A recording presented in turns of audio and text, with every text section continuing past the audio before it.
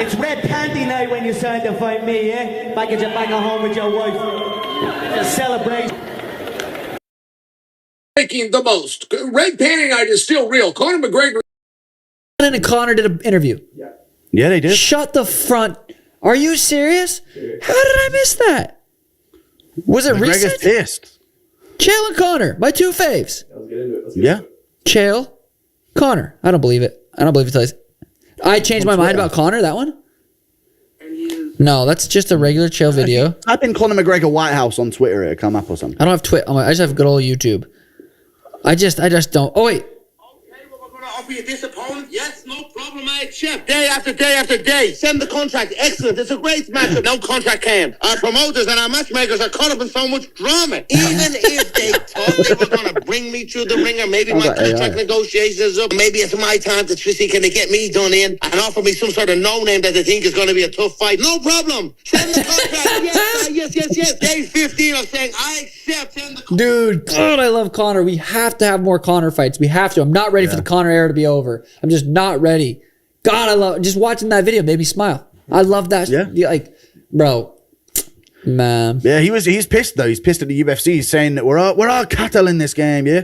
We're all cattle. And he's like the Wagyu walking around the fucking farm. That's fucking good. He's the Wagyu. He must I guarantee that line had to have been from Bryce Mitchell's Facebook in 2009 and Conor stole it.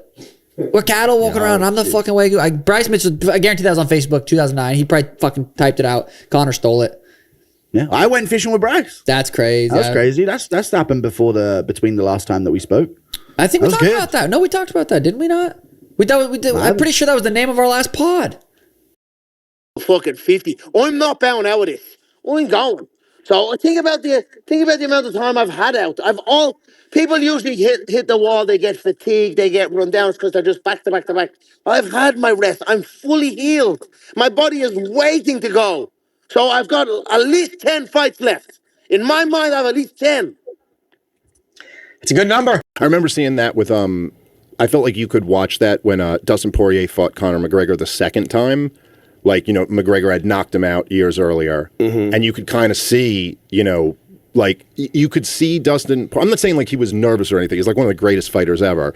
But you could kind of just see like he gets in there and he takes a couple shots from Conor and he's still there, you know, and then he lands a couple shots. And you could see like in that first round, like his confidence growing. Like you almost got to get that out of your head that it's like, yeah, that guy beat you back then, but you're a different guy now. Well, with Conor, it's all about weathering the initial storm. Yeah. The initial storm is crazy. He's so explosive, so fast, so accurate. And then another part about that second fight was Dustin setting up those calf kicks, specifically because both of those guys fight southpaw. And when you both fight southpaw, if you're a southpaw like Dustin, a lot of times the calf kick's not really available. Like you have to throw it with a switch, or it doesn't have the same sort of potential. It's a slightly different potential when you exchanging it in combinations. But with Conor, it was wide open because Conor has two things going on. One, he's a southpaw. Also, he had just gotten up Floyd Mayweather fight. He's very boxing heavy, not just, but a while back. But he had really concentrated on striking with his hands. His hands were elite. So because of that, your stance is a little wider and you're putting a little bit more weight on your legs. You know? And he always had a wide stance anyway. He had that karate stance.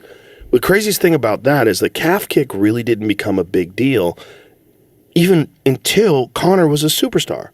Like it was after that. Yeah. That's how recent it is. Yeah, it's very strange that was almost like a thing that didn't get figured out until so recently, and then just totally changed everything. Like at this point, not saying you never see it, but you pretty rarely see guys kick guys in the thigh anymore. Yeah, well, no, but I mean, like compared to what it used to be, where it used to be like that was what a leg kick was. Yes, for many years in MMA, and now I'd say. Like the majority of leg kicks are targeting the calf. Yeah, like you'll see almost like a thigh kick, almost just to switch it up a little bit. Because guys got really good at taking those. Yeah, he got really good at being conditioned, and you know we also saw a few leg breaks. Right, we saw the Anderson Silva one, we saw the Chris Weidman one. There's been a few leg breaks from guys just full power leg kicking the thigh, and then someone just lifts up their knee a little bit and takes it on the right where the shin bone meets the kneecap is where they like to catch it. And boy, I've seen way too many of those. I've seen a bunch in person, but because of the internet, I've seen dozens and dozens of small promotions where a guy throws that kick wrong really hard, and the guy checks it, and his fucking foot just wraps around the leg, and you see it dangling there. You're like, oh no! I've seen a bunch. Recognize the thing, like that injury is so recognizable. Like I've seen it so many times now. I see it, I just go, oh, it's gonna wrap around the calf. It's gonna flop. He's gonna fall down. I've seen it several times on internet videos and in UFC fights. I've only once seen a guy continue to talk shit about the other guy after from the ground, which is the craziest shit ever, dude. Everyone else I've seen is like crying in pain, and Connor's talking about your wife's like whatever. Your wife sent me DMs. Jesus Christ. Yeah, he asked me to come and sit down with him and do a podcast. He's an animal. I mean, the dude's one of a kind. He's one of a kind. He apparently made a post on his Instagram saying he's back. And if it's true, that would be awesome. That would be awesome. The idea is his suspension for whatever he took before is up. So, yay. What was it? Something, was someone, I think it was Douglas Murray when he wrote that article about me. He said, Mr. Confidence returns to save fighting again. Call your grandma. Nanny, we did it. Watch and pay me. Fuck you, pay me. You fat Irish prick. You don't have my money. I put your brain to sleep. Who's that? What's that about? Who's he talking about?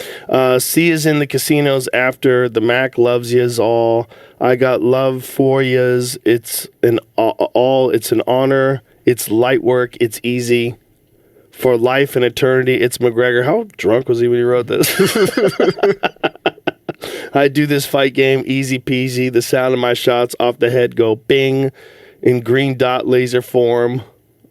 Okay. Well, I really hope he is actually back. I hope it's true. It'd be fun to see. It'd be a lot of fun. It'd be a lot of fun. It's the greatest personality the sport's ever known. That's right. There's no one even close. I mean, he's the most dynamic personality the sport's ever known. And he was, for a time there, just such an unbelievable fighter. I mean, he was it was incredible what he was doing. The Eddie Alvarez fight. Oh, yeah. I was example. there. I was there. Well, thanks to you. With really good seats, thanks to you. But that was one of the best. That might be the best fight I've ever been to live, because that whole card was just stacked, and that as the main event was just unbelievable. Bro, he was in the Matrix. He was in the Matrix. He was just in the zone. You know, Dana said it best. He's like, that kid eats pressure. He goes, he eats it. Yeah. Like, he thrives on pressure. Pressure that makes other people wilt. Yes. He, like, shines under that pressure. And he had an amazing ability, even very early in his career, which was, like, kind of, it was really unique. Like, because even, like, on his first fight ever, if you watch his first fight in the UFC against, like, Brimage, I think the guy's name is, and he was a relatively unknown at the time.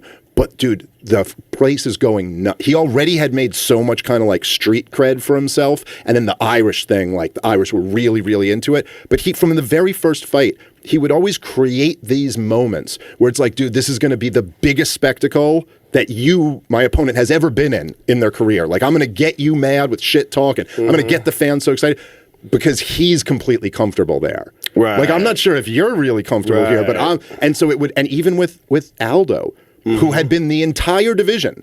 He literally, when they started the division, they started him as champion. He didn't even win it. He came in because they absolved the WEC. Champion. So he was the entire featherweight division, had just dominated everyone, and he even created such a moment that like Aldo was like... he was the boogeyman. Yeah, dude, he was incredible. He's one of the greatest featherweights of all time. But he got him to the point where he was like so furious that he was like, I'm going to take this fucking guy's head off. And then Connor's just like relaxed. He's like he didn't care about any of the shit talking. He was just like, we're having fun.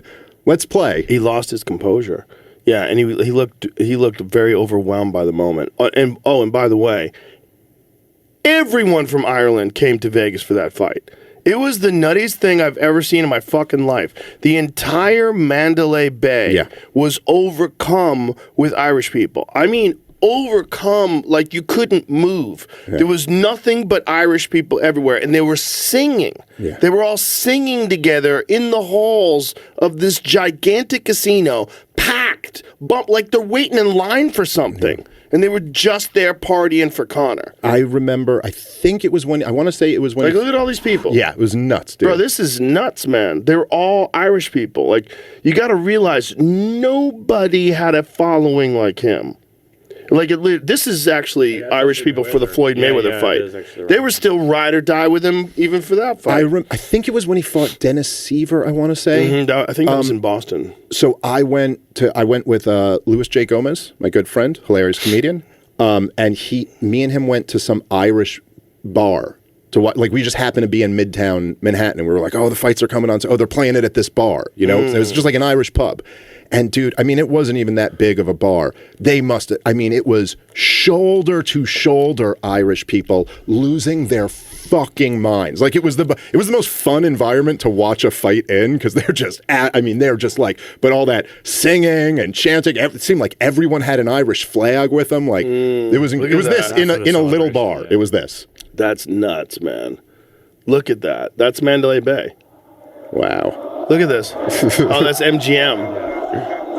Well, they were everywhere. Yeah. They were probably at every fucking casino there was. This is crazy. Imagine if you're from Northern Ireland.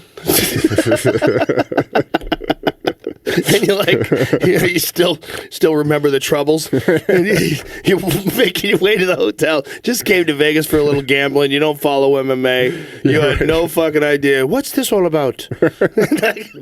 Well, I have picked a wrong fucking week for me vacation.